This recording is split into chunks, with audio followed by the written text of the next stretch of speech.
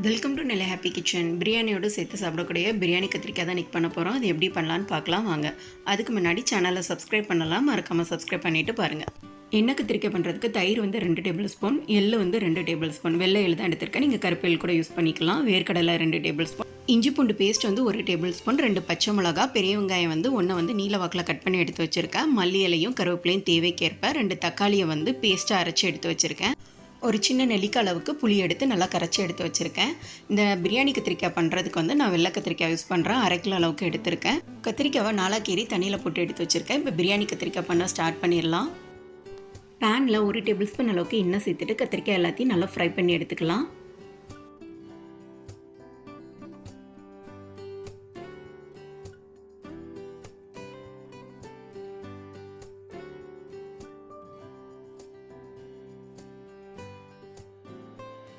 ஒரு 3/4 பதம் மட்டும் ஃப்ரை பண்ணி எடுத்தால் போதும். மேலே உள்ள தோல் மட்டும் ஃப்ரை ஆகிருந்தால் போதும். இப்போ எடுத்து வச்சிடலாம்.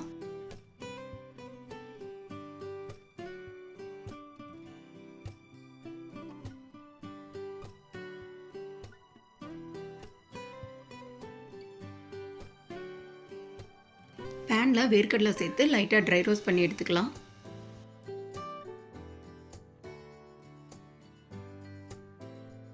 வேர்க்கடலை ட்ரை ரோஸ்ட் பண்ணி தோலெல்லாம் உரித்து எடுத்து வச்சாச்சு. அதே போலவே இப்போ எள்ளையும் லைட்டாக வறுத்து எடுத்துக்கலாம்.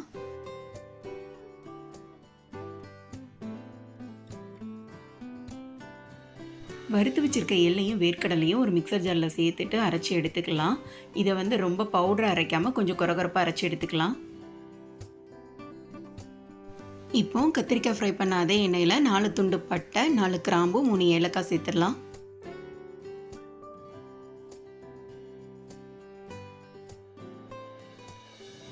பட்டை கிராம்புலாம் நல்லா பொரிஞ்சதுக்கப்புறம் 1 ஸ்பூன் கடுகு, 2 ஸ்பூன் மிளகு சேர்த்துடலாம்.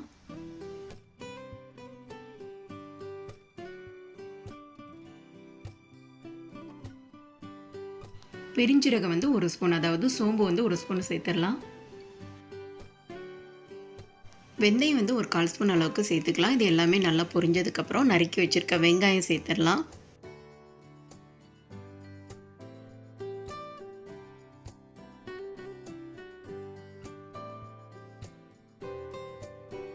இது கூடவே 2 பச்சை மிளகா, ஒரு கைப்பிடி அளவுக்கு கருவேப்பிலை சேர்த்துட்டு நல்லா வதக்கிக்கலாம்.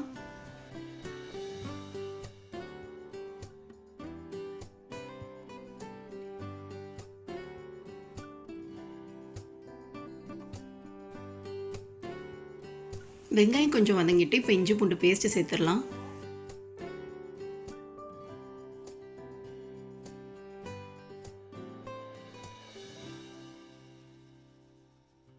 அரை ஸ்பூன் மஞ்சள் பொடி, 1 ஸ்பூன் மிளகாய் பொடி சேர்க்குறேன். நீங்கள் வேணும்னா காஷ்மீரி சில்லி பவுடர் கூட 1 ஸ்பூன் சேர்த்துக்குங்க, கொஞ்சம் கலர்ஃபுல்லாக இருக்கும்.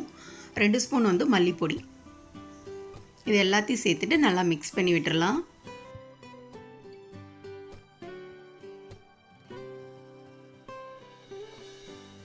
இதோட அரை ஸ்பூன் பெப்பர் பவுடர் சேர்த்துட்டு நல்லா மிக்ஸ் பண்ணி விட்டுடலாம். இப்போ அரைச்சி வச்சுருக்க தக்காளி பேஸ்ட்டை சேர்த்துக்கலாம். தக்காளியை நீங்கள் பேஸ்ட்டாக அரைக்க வேண்டாம்னா 2 தக்காளியை சின்னதாக கட் பண்ணி கூட சேர்த்துக்கலாம்.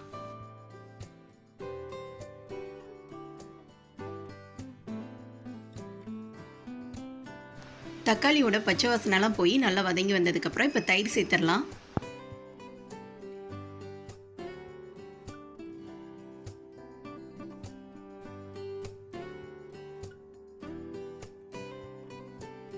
இதோடைய 2 கப் அளவுக்கு தண்ணி சேர்த்துடலாம். கூடவே 1/2 ஸ்பூன் அளவுக்கு உப்பு சேர்த்துக்குங்க. உப்பு சேர்க்குறத நான் வீடியோ எடுக்க மறந்துட்டேன். இப்போ கத்திரிக்காய் சேர்த்துக்கலாம்.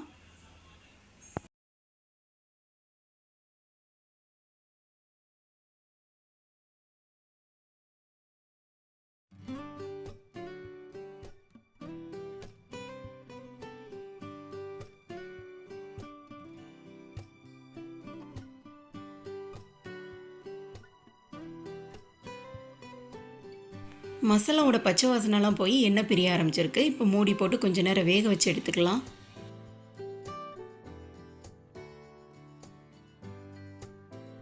கத்திரிக்காய் நல்லா வெந்து வந்துடுச்சு. இப்போ எடுத்து வச்சிருக்க புளி தண்ணியை சேர்த்துடலாம்.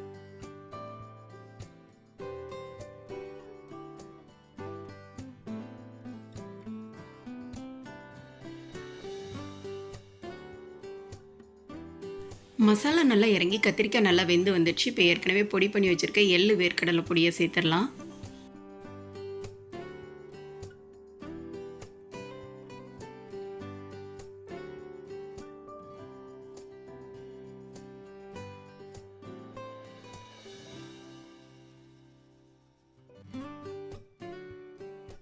ஒரு கைப்பிடி அளவுக்கு மல்லி இலை மட்டும் சேர்த்துடலாம். அவ்வளோதான், சூப்பரான பிரியாணி கத்திரிக்காய் ரெடி.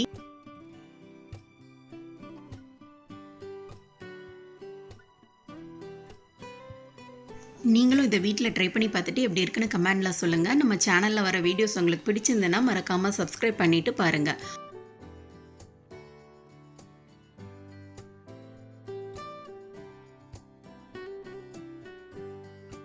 தேங்க்ஸ் ஃபார் வாட்சிங்.